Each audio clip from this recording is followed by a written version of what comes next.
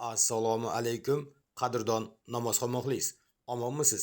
Sizlarni Oynayjahon orqali ko'rib turganimdan bag'oyatda xursandman, shodman. Azizlar, sizlar ertangi 18-noyabrga namoz jadval bilan tanishmoqdasiz.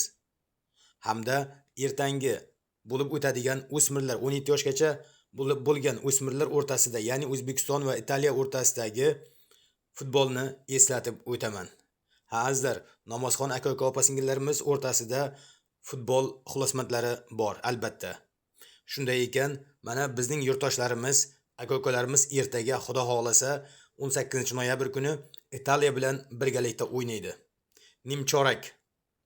Xudo xohlasa biz Allohdan so'raymizki, mana shu O'zbekiston ham katta finalga, katta nimaga chiqib, Xudo xohlasa katta kuboklarda, katta nimalarda olib, mana shunday bayrog'imizni, vatanimizni nimalarga tanitsin. Niyatimiz shu. Azizlar, bittadan like bosamiz, videoni oxirigacha ko'ramiz va kanalda yangi bo'lsak obuna bo'lishni unutmang. Yana bir yangilik. Azizlar, sizlarga osonroq bo'lsin deb men Telegramdan kunlik namoz vaqtlari degan kanalimni ochdim. Iltimos, mana kanalda silkasini men kommentariya bo'limiga yozib qoldiraman. O'tib kanalga obuna bo'lib qo'yishni unutmang.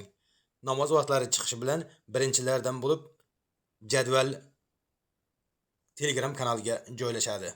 Sog' bo'lingizlar, salomat bo'lingizlar. Xayrlashmaymiz, keyingi efirgacha deymiz. O'zlaringizni ehtiyot qilingizlar.